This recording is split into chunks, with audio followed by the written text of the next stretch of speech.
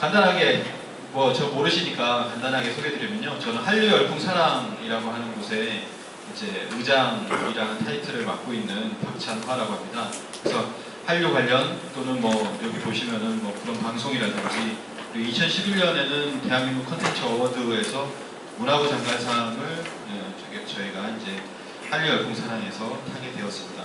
2014년에는 청춘 한류 컨퍼런스라는 컨퍼런스를 주최를 했었고요. 뭐 8명의 연사분들이 한류와 한국 문화를 어떻게 세상에 알릴 것인가 이런 거에 대해서 했었고, 저희가 하는 것은 뭐 이런 겁니다. 이제 역사 찾기, 역사의 진실을 찾는 그런 뭐 운동이라든지 그런 거의 일환으로서 또 국립중앙박물관, 아까 잠시 이제 영상을 보셨는데요.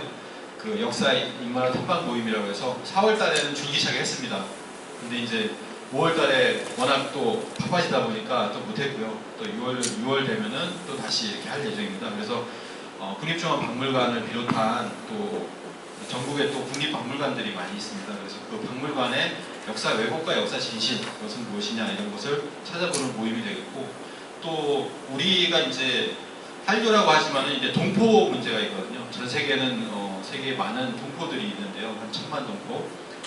그런 분들 또는 그 한국어나 한국을 알고 싶어하는 분들에게 꼭 필요한 그런 것들을 저희가 기증도 하고 있습니다. 사물놀이라든지 또는 뭐 한복이라든지 이런 거 기증도 하고 있고요. 국내에서도 외국인이 굉장히 많습니다. 지금 150만 이상 외국인들이 있는데 그중에 공부하시는 학생분도 뭐 한 15만 이상이 있는데요. 이제 그런 분들을 위해서 한문화 콘서트 뭐 이런 것도 한번 준비를 해서 해본 적이 있습니다. 그래서 이러한 활동들을 저희가 하는 것은 뭐냐면 결국 우리 역사와 문화를 세상에 알리고 공유를 해야 되겠다라고 하는 것입니다. 네, 오늘 주제로 한번 시작을 해보도록 하겠습니다. 자, 역사 문화를 배우고 싶다. 전 세계는 이제 제가 이제 한류니까 한류로 시작을 하는 겁니다. 한류 얘기를 쭉 하는 건 아니고요. 한류 팬클럽이 3천만 명이 있습니다. 근데 1년 새에요. 1년 새에 1000만 명씩 늘어가요. 근데 앞으로도 더 늘 거라고 생각하는데 올해가 지나면 또 한 1000만 이상이 늘어갈 거라고 생각합니다. 이 팬클럽은요, 그게 가입되어 있는 사람이지 그 외에 또 우호층이 굉장히 많아요. 그런 사람들이 굉장히 많고, 한 해 방문자가 아시겠지만 1500, 그리고 뭐 제주도만 하더라도 한 1000만이 넘어갑니다. 그래서 굉장히 많은 분들이 방문을 하고 있습니다. 그 중에 뭐 역사에 관심이 있어서 우리 뭐 경복궁이라든지 또는 박물관에 있는 찾는 사람들도 굉장히 많습니다. 여기는 국립중앙박물관인데요. 매년 100만 명 이상의 외국인이 방문을 하는 곳입니다. 그래서 이 외국인들이라고 하는 첫 번째, 어떻게 보면은 외국 사람들이 우리 문화와 역사에 관심을 가지잖아요. 어떻게 우리의 문화와 역사를 바르게 알릴 것이냐라고 하는 문제가 있습니다. 또 하나는 예를 하나 들어서 사하공화국이라는 곳을 예를 들어보겠습니다. 여기는 러시아의 자치공화국입니다. 5개의 자치공화국 중에 하나인데요. 자치는 군사권, 외교권은 없습니다. 그렇지만 다른 권한은 자치를 하고 있는 것이죠. 근데 이 사하공화국이라고 하는 곳은 우리와 연관이 있는 지역이 있습니다. 우리나라 저 아래 있잖아요. 이렇게 쭉 연결해 보면은 우리 옛 지역과 이제 닮아 있는데요. 이 청소년들이 매년 방문을 합니다. 매년 우리나라 이제 한국문화 탐방 방문을 하는데요. 사하공화국 청소년이에요. 근데 보시면 아시겠지만 한국인과 거의 뭐 판박이죠. 네, 사하공화국에 사는 청소년들인데 거의 한국인이라고 해도 거의 같은 그런 사람들입니다. 근데 이분들도 뭐냐면 역사는 잃어버렸어요. 그래서 자기의 역사라고 하면은 증조할아버지 정도? 거기까지 이렇게 알고 있고 그 위에는 어떤 역사가 있는지를 잘 모릅니다. 근데 그 사하공화국에 가보면요, 우리와 유사한 어떤 문화들이 있습니다. 소대 장승 문화라든지 이런 금줄이라든지 뭐 이런 문화들이 같은 문화를 공유를 하고 있습니다. 이거는 또 뭐 바이칼하고도 비슷하죠. 바이칼하고 똑같은 어떤 소대 문화를 가지고 있고요. 여기에 사시는 분들을 에벤키라고 하는 족속이 있습니다. 에벤키족이라고 하는데 거의 이제 뭐 이런 소대 장승 문화라든지 이런 것은 거의 똑같죠. 에벤키족. 근데 제가 그 사하공화국 사하협회장님이 누구시냐면 한국 외대 러시아어과의 강덕수 교수님인데요. 이분이 이렇게 얘기합니다. 에벤키족이 얘기하기를 자기들의 뿌리는 보하이 왕국에서 왔다고 한다. 보하이가 어디겠습니까? 보하이 왕국에서 왔다. 자기들의 뿌리는 어딜까요? 보하이, 발음참, 발해죠. 예, 발해입니다. 발해. 예, 발해에서 왔다라고 얘기를 합니다. 근데 그분도 그 발음만 기억하고 있지 그 발해 보하이가 어딘지는 뭐 잘 모르고 있는데요. 그래서 이거는 뭐 이 친구가 이제 사하공학에서 온 친구고 이제 국내에 교환학생으로 왔어요. 한국말을 잘합니다. 들어왔을 때 그 역사를 좀 가르쳐 주는 장면이죠. 이건 저고요. 예. 예. 아 이제 그 사하공학 다큐가 있어요. 유튜브에 검색해 보시면 제가 못 가져왔는데 사하 한류 뭐 이렇게 다큐로 검색해 보시면 이 친구가 나옵니다. 크리스티나라는 친구가 나오는데 거기서 이제 배워서 한국에 오고 싶다라는 내용을 하는데 몇 년 후에 이렇게 한국에 오게 됐어요. 그래가지고 그때 이제 뭐 책도 좀 선물하고 그리고 이제 역사도 좀 알아야 된다 이런 얘기를 했습니다. 그래서 중요한 것은 뭐냐면 어떻게 보면 우리 동포는 아니지만 우리에게서 우리와 연관이 있었던 그분들 사하공화국 사람들이라든지 어디 지역에 어떤 우리가 친연성을 가진 사람들 그 사람들에게도 우리와의 어떤 역사 관계성 이런 것을 얘기해 줘야 된다. 외국인뿐만 아니라 그런 분들한테도 얘기를 해줘야 된다. 이런 생각이 듭니다. 그리고 이제 한류를 얘기를 하자면 이제 과거에 이제 배용준을 꼽을 수가 있는데요. 배용준 같은 경우도 일본의 기자들이 이렇게 얘기했습니다. 일본의 기자들이 당신의 한국 문화에는 무엇이 있느냐라고 했는데 그때 답을 못했습니다. 답을 못했기 때문에 이분이 책을 하나 썼어요. 한국의 아름다움을 찾아 떠난 여행이라는 책을 썼습니다. 그래서 스스로가 우리가 무엇을 갖고 있는지를 그때 몰랐기 때문에 답변을 못했기 때문에 부끄러워서 찾기 시작한 거죠. 그래서 책을 냈는데요. 그 책에 보면은 보시레에 관한 내용이 나옵니다. 보시레라고 하는 것은 단군 시대에 보시라고 하는 농림부 장관이 있었는데 그분이 이제 농사 일을 백성들에게 가르쳤기 때문에 후대 사람들이 그 은혜를 잊지 못해서 보시레라고 했다라고 이렇게 설명이 그분의 배용준의 책에 나와 있거든요. 근데 배용준의 책에는 이렇게 나오지만 실제로 네이버나 다음에 백과사전 검색해 보면은 이렇게 나오지 않고요. 뭐 고씨 주인이 있었는데 소장공들에게 잘해줬기 때문에 뭐 이렇게도 나오고 여러 가지 다양한 면으로 나오거든요. 그러니까 이제 우리가 역사를 제대로 알면 고시라든지 이 문화 풍습이 어디서 왔는가도 다르게 알 수 있다라고 하는 겁니다. 이것이 역사의 중요성이죠. 그래서 배용준 씨는 지금 뭐 일본의 레스토랑과 뭐 음식 문학을 열었잖아요. 고시레라는 걸 열었습니다. 그래서 그런 음식을 팔죠. 그래서 뭐 민족의 어떤 흥망을 결정짓는 것은 문화 사상이다라고 하는 겁니다. 역사, 문화, 사상을 중심으로 해서 다루어야 된다라는 어떤 말씀이고요. 또 하나는 저희가 이제 말씀드릴 수 있는 게 어떤 외국인도 있고 친연성이 있는 또 다른 어떤 동포보다는 좀 먼 분들이지만 그런 분들에 대해서도 그리고 또 하나는 우리 해외 동포들 굉장히 많은 동포들이 있고 그리고 그 사회 중에서는 고려인이 있습니다. 전 세계 55만의 고려인이 있고 그다음에 그분들이 이제 가레이츠라고 부르잖아요. 가레이츠라고 하는 분들인데 국내에는 한 3만 명 정도 들어와 살아요. 그 중에서 안산 지역에서 지금 한 7천 명 정도가 안산에서 삽니다.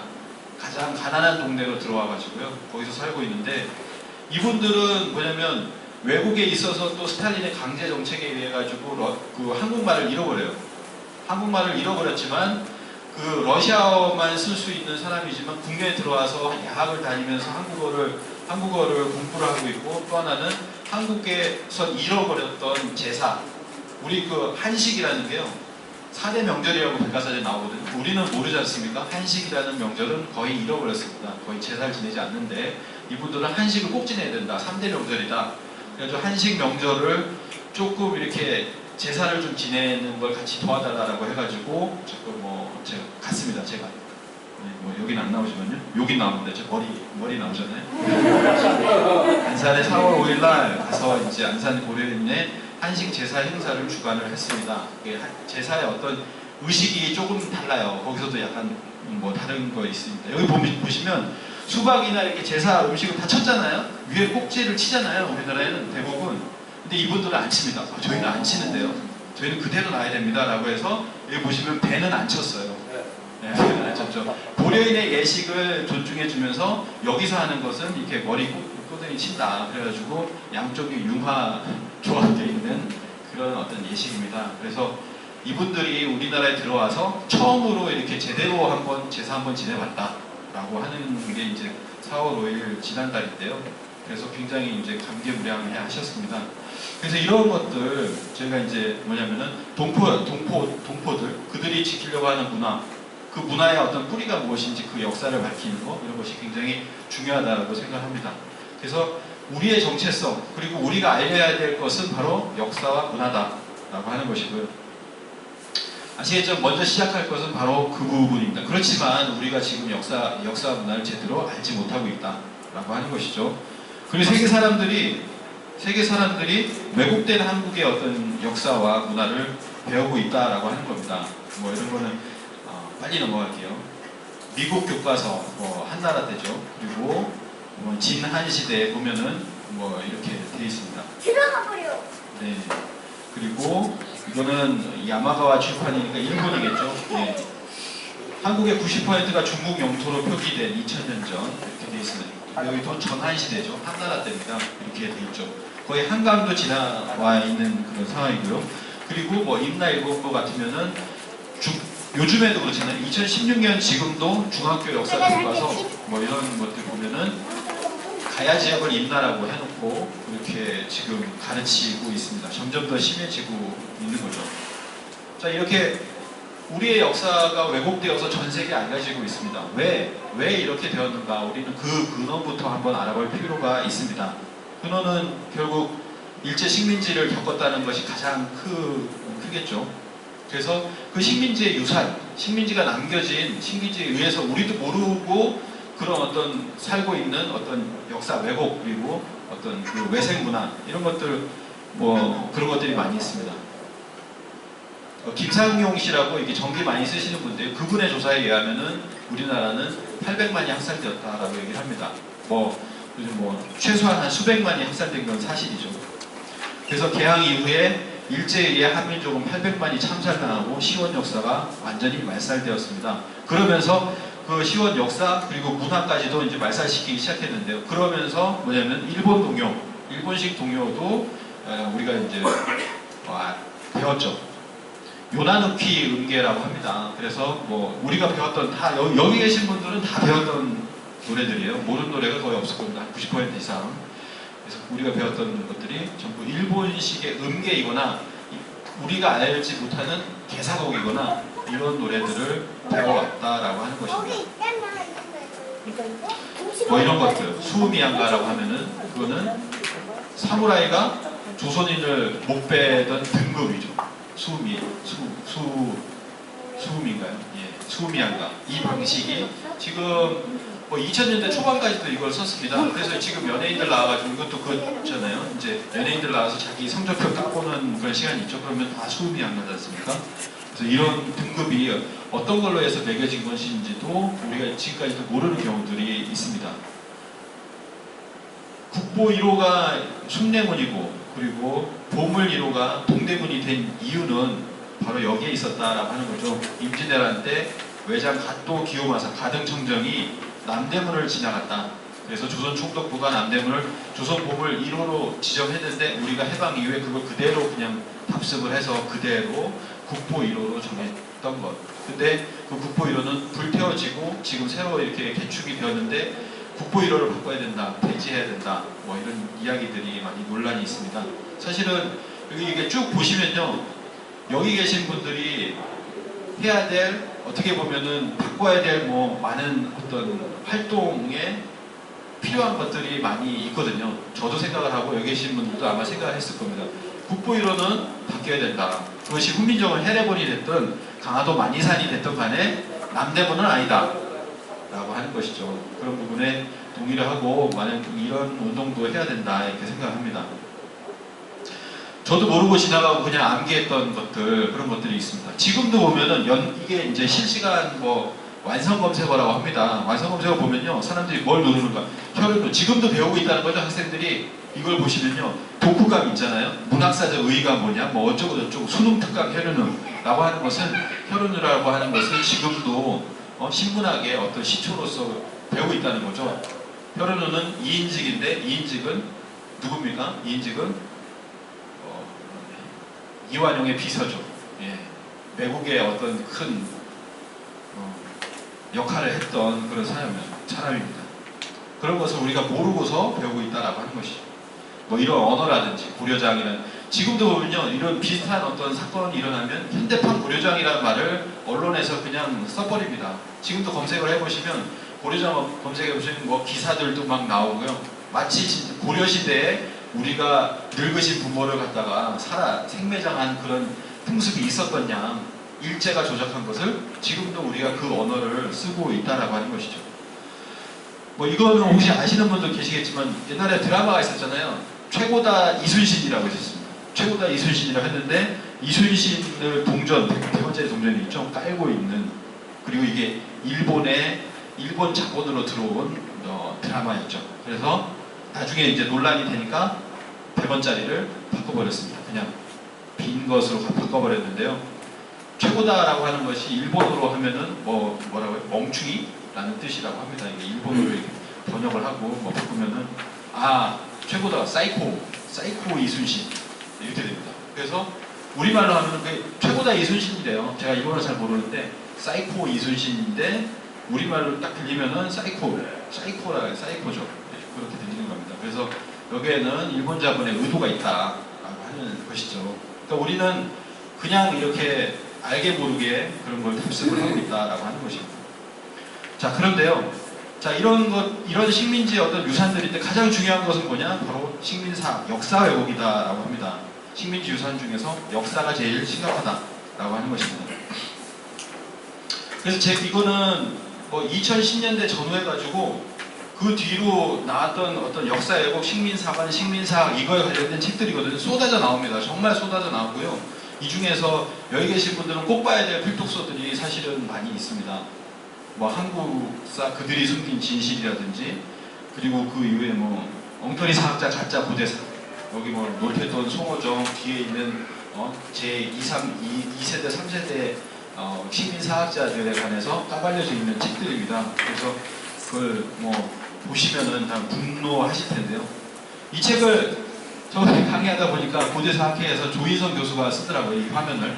제가 만든 건데 이거 퍼져가지고 이걸 갖다 쓰더라고요. 그러면서 막 식민주의 사관이라고 이렇게 주장을 하고 있다 뭐 하면서 오히려 더 이제 비판하는 용도로 이렇게 썼는데요. 야, PPT를 잘 만들었구나 이런 생각이 들었습니다. 그럼 식민사관의 핵심은 무엇이냐면은 결국 한민족의 역사를 공간을 축소시키고 시간을 축소시키는 겁니다. 그러기 위해서는 다 쳐내야 되죠. 없애야 됩니다. 다 그 전에 단군조선 이전 다 없애고, 단군조선은 신하고, 그 다음에 중국의 식민지를 시작을 하고, 그리고 한사군이 한반도에, 그리고 뭐 이런 식으로 정리를 해놓는 거죠. 그래서 이것을 간단하게 한번 살펴보고요. 그리고 역사의 진실은 무엇인지 한번 살펴보도록 하겠습니다. 첫 번째가 단군신화인데요. 단군신화. 요즘에는요, 강간사학에서 매주 수요일에 강의를 하잖아요. 한성백제관이가 거기서 강의를 하는데, 그때 단군신화에 관해서 또 누가 이 얘기를 했습니다. 단군신화라는 용어 자체도 일본 학자가 먼저 말한 게 아니다. 단체 신채호 선생이 먼저 말했다. 독사신론에서. 이런 식으로 얘기하거든요. 기사도 나와 있어요. 한번 보십시오. 1908년에 독사신론이 나왔죠. 단군신화는 일본 학자들이 먼저 사용했습니다. 뭐 저 같은 그냥 인터넷만 뒤져봐도 아는데요. 1894년에 시라토리 무라키치라는 교수가 삼국유사에 나오는 단군 사적은 불교의 설화에 근거하여 가공의 선답이다. 이렇게 단군 설화를 주장을 했고, 1897년, 그러니까 1908년에 단재신철 선생이 주장하기 이전 한 10년도 넘게 조선 모사고라는 거에서 뭐라고 얘기했냐면, 삼국유사에 나온 내용을 두고서 승도의 망설이다. 단군왕검은 불교의 어떤 한 승이 얘기한 망설이다. 날조된 신화다라고 하면서 단군신화. 그러니까 신화라는 이야기를요, 사실 신화를 사실로 이야기를 긍정적으로 얘기할 수 있는데 여기는 완전 부정적인 게 들어가 있잖아요. 일본 학자들이 이렇게 주장을 하면서 단군신화론을 폈던 겁니다. 근데 그거를 지금 2016년에 우리나라 학자가 단재신채호 선생이 먼저 주장했다라고 일본을 옹호하는 그런 지금 상황이죠. 이런 사람들이 많습니다. 서울대대 임기한 교수라고 동북아 역사지도에 편찬이 있는데요. 편찬 회의를 합니다. 2011년인가요? 회의를 하는데 거기서 고조선의 특별성을 약화시키자. 단군조선 용어를 쓰지 말자. 지금 학계에서는 단군이라는 용어를 뭐 어느 정도 언급을 하고 있죠. 논문을 쓸 때도 단군조선이라는 건 학술 용어가 아니기 때문에 쓰지 말라라고 이제 이야기를 하면서 단군이라는 용어를 갖다가 없애기 위한 그런 어떤 운동들을 하고 있습니다. 이건 영국 박물관인데요. 영국의 박물관에 가보시면은 중국관, 일본관이 있어서 우리나라 독지가가 한국관을 만들어야 된다라고 해가지고 10억 이상을 내서 한국관을 만들었습니다. 그리고 거기에 한중일 연대표를 갖다가 세워놨는데 아직 바뀌진 않았어요. 아직도 바뀌지 않았습니다. 거기 보면은 고조선이 없고 청동기는 10세기고 철기는 4세기고 BC 4세기고요. 그리고 원삼국이 있습니다. 원삼국. 아래쪽에 보면은 원삼국이라고 해서 AD 300년까지는 원시 삼국시대다. 그러니까 그러고 나서 설명을 쭉 해놨어요. 영어로. 그래서 여기에 온 외국인들은 AD 300년부터가 우리 역사인 줄 압니다. 우리 역사에서 어떤 그 원시 상태를 벗어난 걸로 그렇게 알고 있거든요.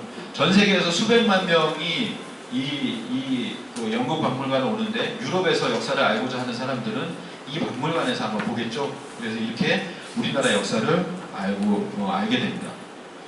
우리나라는 더 가관이죠. 동북아 역사재단.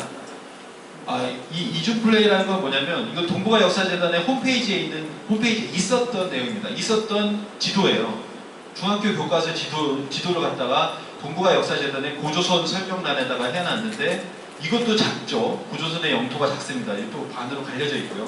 근데 이것은 뭐냐면은 2012년에 미 의회 조사국에서 한국의 역사를 알려달라고 하니까 동북아 역사재단에서 지도를 보내줬습니다. 만들고 있던 동북아 역사 지도를 갖다가 몇 장 가져가가지고 보내줬는데 거기 보면은 고조선 지도가 여기 동북아 역사재단 홈페이지에 있는 지도보다 훨씬 적게 이렇게 그려져 있습니다.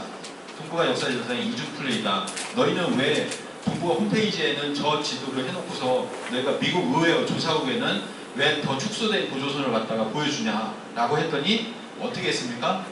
동북아 역사재단 홈페이지에서 이 지도를 없애버렸죠. 이 지도를 없애버렸죠. 네.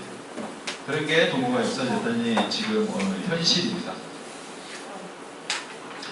이거는 국립중앙박물관인데요. 국립중앙박물관에 보면은 청동기가 기원전 15세기에 시작했다라고 나옵니다. 실제 지금 학계 송호정이라든지 이런 사람들은 지금도 10세기로 보고 있죠. 10세기로 봐서 고조선이라는 그 어떤 국가 형성, 국가 체계는 10세기 정도에 이제 이름이 나오면서 시작됐다 이런 식으로 얘기를 하고 있는데 이거는 이제 15세기는 교과서에 맞춰서 15세기라고 올라갔지만 사실은 이거보다 훨씬 더 올라가야 됩니다. 청동기는 5000년 전부터 나왔고 우리나라의 보인돌이나 주거 형태나 이런 걸 봤을 때 지금 BC 2333년에 건국했다는 그 즈음에는 청동기를 사용을 했죠. 네, 이런 것들이 전부 다 아직도 왜곡된 어떤 현실이다. 그래서 러시아의 유엔부진이나 이런 사람들은요 이런 얘기를 했죠. 동북아 고대사에서 단군조선을 제외하면 아시아 역사는 이해할 수가 없는데 그런데 한국은 어째서 그처럼 중요한 고대사를 부인하는지 이해할 수가 없다. 이런 얘기를 했는데요. 이런 얘기를 하면은 강단에서는 어떻게 얘기하면 이 얘기 근거가 없다. 언제 얘기했냐? 뭐 이렇게 얘기를 합니다. 1993년도에 러시아에서 얘기를 했죠. 그걸 뭐 증언하는 사람도 있습니다.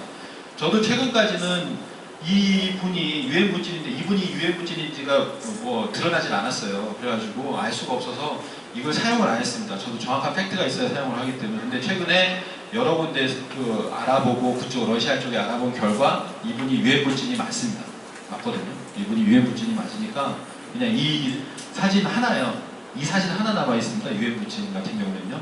그래서 이거를 많이 사용을 해주시면 됩니다. 이건 원래 있었던 내용이니까요. 그래서 일본이나 중국은 없는 역사도 만들어내는데 한국은 어째서 있는 역사도 스스로 없다고 하는가 도대체 알 수 없는 나라다라고 하는 것입니다. 그래서 이 식민사관의 핵심은 뭐냐면 한국은 고대에 600년, 700년이 식민지였다라고 하는 것입니다. 단군은 신하고 그 다음으로 나온 건 이제 한사군이 400년 있었고 임나이 본부가 200년 있어가지고 600년에서 그 전에 이제 위만까지 합하면 연나라 사람이니까 위만까지 합하면은 600에서 700년이 이제 식민지였다라고 하는 것이죠. 그렇기 때문에 식민지라고 하는 것은 너희 조선인의 어떤 운명이다. 그렇기 때문에 이 운명을 받아들여서 영원히 이제 식민지를 속에 들어가면 너희가 발전할 수 있다. 이게 이제 식민사관의 핵심입니다. 그래서 이것을 갖다가 고착화하기 위해서 일본은 무던히 이제 애를 씁니다. 먼저 한사본을 보면요, 우리 국립중앙박물관입니다. 한번 잠깐 보면요, 국립중앙박물관을 가보신 분은 아시겠지만 벽에다가 이렇게 위치를 갖다가 하나로 고정해놔서 다른 설이 있음에도 불구하고, 요소설이라든지 다른 설이 강력히 대두되고 있음에도 불구하고 한반도에 낙랑, 그리고 낙랑 아래 대방을 설치를 해놨습니다. 자, 이런 걸 보시면은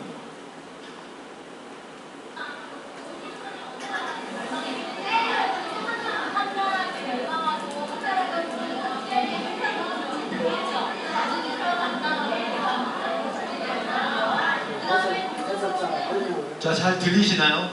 제가 설명을 드리면요, 제가 이제 박물관을 갔을 때 그때 이제 어린아이들 있잖아요. 그러면 이 지도 앞에서, 왜냐면 한나라가 고조선을 멸망시키고 여기에 한사군을 세웠어, 어디에다 세웠냐면 여기다 낙랑을 세웠고 뭐 어디다 세웠어 라고 하는 걸 선생님이 교육을 합니다.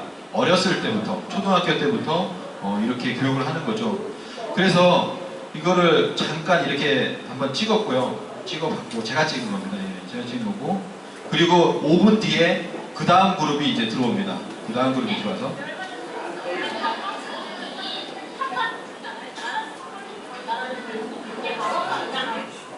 네, 그렇죠.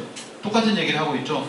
한 그룹의 학생들이 또 지나가고 또 한 초등학생들이 이렇게 들어오면은 또 다른 선생님이 오셔가지고 또 뭘 얘기하면, 여기서 얘기하는 게 다 어쩜 그렇게 똑같은지, 그냥 고조선을 멸망시키고 여기다 한사군을 했는데 그 중에 낙랑이 여기야 라고 하는 것을 어렸을 때부터 어떻게 보면은 세뇌시키고 있다라고 하는 것을 우리가 이제 박물관에서 볼 수가 있습니다. 그래서 공간을 거기다가 고착을 시키고, 그 다음에 시간을 어디냐면 연대표에다가 이렇게 고착을 시킨 거죠. 여기 보시면은 낙랑이 있습니다. 고조선이 있고요. 고조선이 국가의 최초의 국가라고 설정을 해놓고, 그 다음에 108년에 멸망을 시키고, 낙랑이 뭐냐면 108년부터 313년이라고 되어 있습니다. 약 이제 올림이 갑자기 생기네요. 420년 정도, 420년 동안 이 식민지를 경영을 했다라고 하는 것을 여기다 써놓고 있는 것입니다. 420년이죠. 저희가 이 삼국사기를 보신 분 아시겠지만, 삼국사기에는요, 중간에 처음에 낙랑국이라는 것이 이제 BC 37년에, AD 37년에 없어지고요. 멸망을 당하고 200년에서 250년 동안에 기록이 전혀 없거든요. 그거는 이 전에 있었던 낙랑국과 뒤에 있었던 낙랑군이 전혀 틀리다라고 하는 것을 얘기를 하는데도 불구하고, 우리 역사의 정사의 기록이 200년 이상 없는데 400년을 갖다 이렇게 묶어서 400년 동안 식민지라고 얘기를 하고 있습니다. 여기 아까 그거죠? 예. 자, 그러면 낙랑은 진짜 거기 있었는가 한번 살펴보겠습니다. 낙랑에는요, 9년 제도를 해가지고 낙랑군 25개 현이 있습니다. 이렇게 25개 현이 있는데 이 25개 현을 갖다가 조작을 하는 거죠. 근데 이 25개 현은요, 중국의 고대 문헌에는 전부 북경에 있었다, 요동에 있었다, 뭐 갈석산에 있었다, 뭐 이렇게 다 나옵니다. 여기는 몇 개만 이렇게 추린 거지만 대부분의 어떤 낙랑이나 낙랑에 있는 현들은 전부 다 이 요동이나 뭐 그 근처에 있었다라고 얘기를 합니다. 그리고 한나라에 의해서 멸망당하기 전에 위만 정권, 위만 조선은 바로 그 위만 정권의 수도는 광엄성은 여기에 있었다. 이거는 뭐 이것도 굉장히 많은 문헌들이 있습니다. 문헌도 그렇지만 이런 얘기도 있죠. 예, 뭐 기록에 보면, 후한서에 보면 이런 얘기가 있는데, 부여왕이 낙랑을 쳤다라는 얘기가 나옵니다. 부여왕이 낙랑을 치려면, 부여는 고구려 위에 있다는 것이 정설이죠. 부여 위에 있다는 것이 정설입니다. 근데 낙랑을 치려면 어떻게 해야 되느냐? 지금 뭐냐면은 낙랑이 한반도에 있으면은 고구려를 거쳐야 돼요. 이런 전쟁은 없다. 이렇게 얘기를 합니다. 이런 전쟁은 없다. 그거는 만약에 부여가 낙랑을 쳤다라고 하는 그런 기병 7,000명, 8,000명을 거느리고 낙랑을 쳤다라는 기록이 있으면, 이거는 낙랑이 고구려 아래쪽에 있으면은 이거는 말이 안 되는 거다라는 얘기를 하는 겁니다. 근데 이 사람들이 가장 주장하는 게 뭐냐면은 1990년에 낙랑 목간이 발견됐다라고 하면서 이제 강단사학계가 환호성을 지릅니다. 근데 이제 낙랑 목간을 보면은 그 기록 자체를 보면 한반도에는 전혀 없었다라는 것을 북한의 학자들도 얘기를 하고 그것을 검증해 보면은 그렇게 돼 있는 겁니다. 전혀 없었다, 다 여기에 있었다라고 이렇게 나오는 거죠. 이게 조작을 하고요. 그리고 이거는 뭐냐면은 점재현 신사비라고 합니다. 낙랑군에는요 점재현이 있습니다. 낙랑군 점재현이 있는데 이 점재현을 갖다가 뭐냐면 이 소년을 뭘 했냐면은 원래는 이것이 제지리 갈석산에 있던 비석인데 이것을 배를 타고 와가지고 소년을 앉혀놓고 사진을 찍은 것이 저기 온천군이라는 곳을 가가지고 거기서 사진을 찍었다라는 거죠.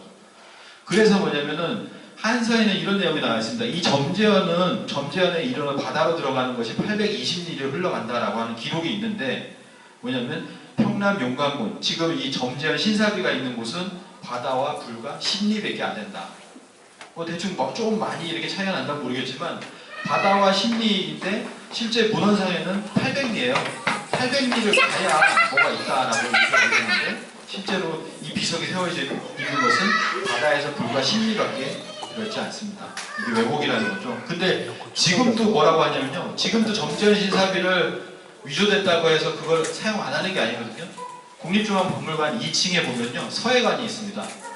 서해의 역사를 얘기하는데 이 점재현 신사비가 우리나라 서해로 남아있는 글의 최초예요.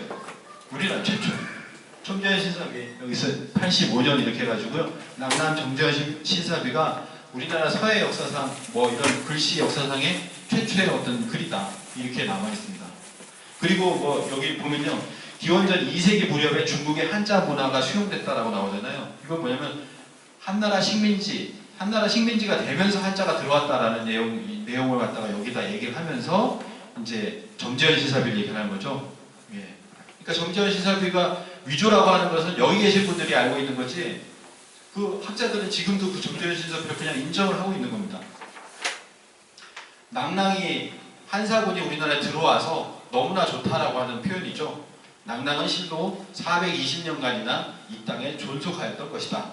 이게 이제 이병도의 교과서 1970년대까지 썼던 교과서에 있는 내용입니다. 그래서 그 밑에는 낙랑으로 인해서 우리나라가 어떻게 발전했는가라고 하는 내용들이 나오는 것이죠. 네.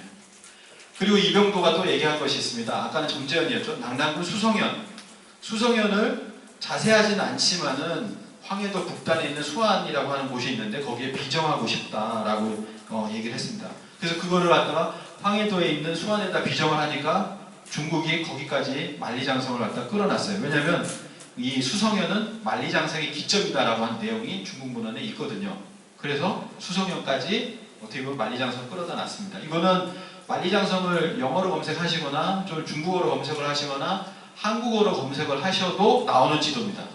다 나오는 지도거든요. 그러니까 중국이 지금은 뭐냐면 공식적으로는 얘기를 하지 않지만 그 사람들이 실제로도 저렇게 얘기를 하는 겁니다. 지난 시대죠. 저기 노란색, 주황색이 한반도 안으로 만리장성이 기어 들어와 있습니다.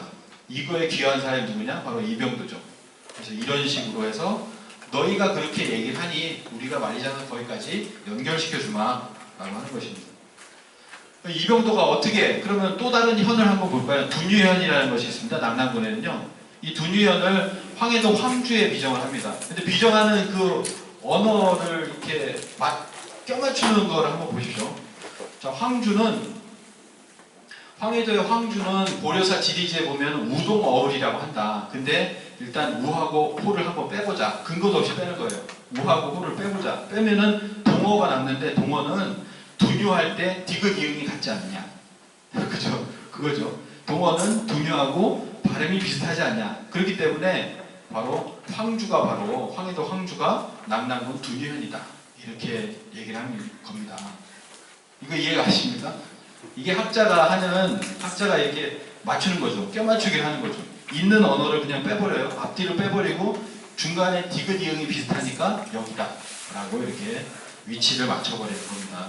자, 이런 식으로 한 것이, 이런 식으로 낙랑의 25개 현을 전부 다 맞춰버렸다. 이제 그런 사람의 후예들이 지금 하고 있는 게 뭐냐면 동북아 역사재단, 그리고 동북아 역사재단에서 2008년부터 만들기 시작한 게 바로 동북아 역사 지도입니다. 동북아 역사 지도라고 하는 것인데요. 동북아 한중일의 역사 지도를 우리가 만들어서 동북공정에 대항하자라고 하는 목적으로 이 사람들이 돈을 갖다가 50억을 이렇게 뽑았습니다. 지금까지 47억인가요? 그걸 써가지고 역사지도를 만들었는데 이 역사지도는 오히려 동북공정을 옹호하고 그리고 일본에게 유리하게 독도도 빼고 이런 지도를 만들었던 것이거든요.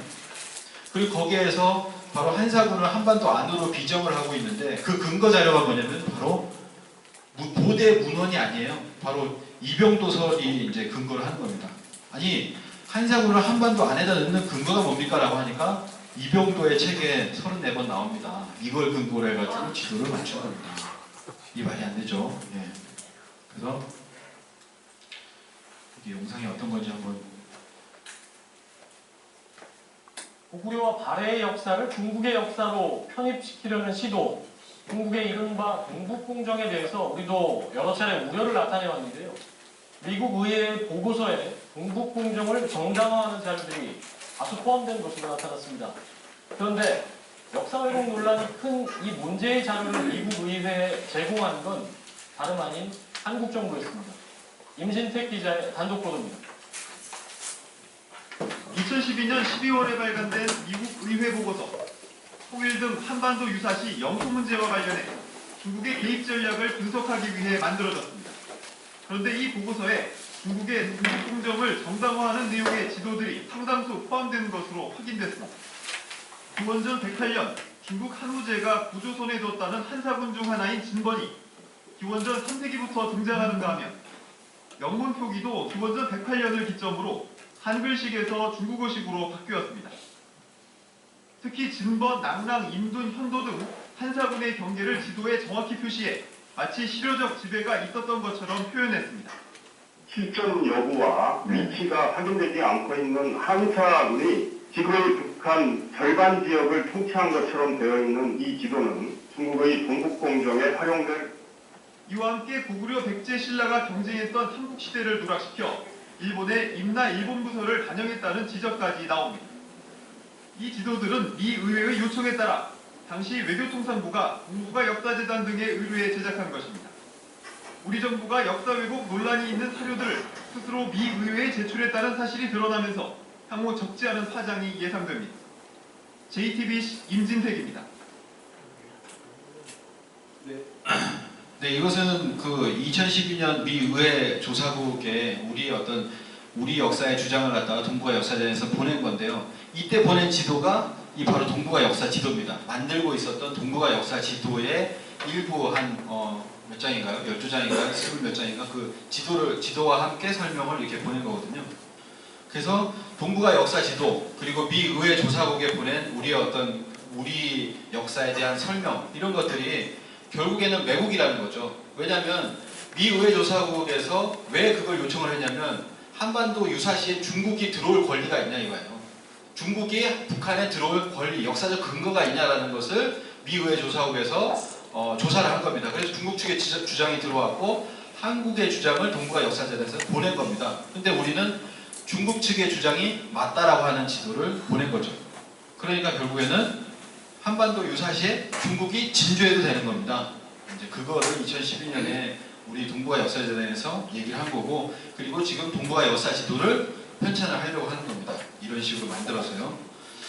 그래서 이거는 미 의회 조사국에서 이렇게 주장을 한 거고요. 저희가 이제 우리 지도, 우리가 보낸 지도입니다. 한사군에 관한 지도 보낸 거고, 그래서 결국 이겁니다. 중국이 유사시 북한 개입 시나리오에는 동북공정의 한사군 논리가 있다라고 하는 것이죠. 그래서 지금 동북아 역사 지도 같은 경우에는 어떻게 되냐면은 결국엔 이 지도 사업을 중지를 12월 말에는 중지하려고 했지만은 지금은 다시 이 지도 사업이 펼쳐져서 지도가 열리기 직전이다.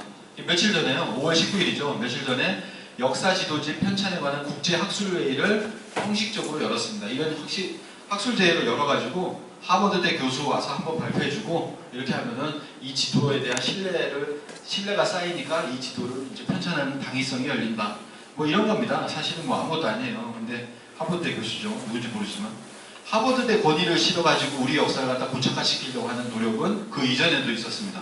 바로 한국 고대사 시리즈라고 하는 것을 하버드대에 10억을 주고 발간을 하게 했죠. 그리고 이 발간한 건 뭐냐면 고조선을 발간하고 뭐 이런 것이 아니고요. 첫 번째 발간한 게 한사군이란 무엇이냐 이런 걸 발간한 거거든요. 한사군 이야기부터 이제 시작을 합니다.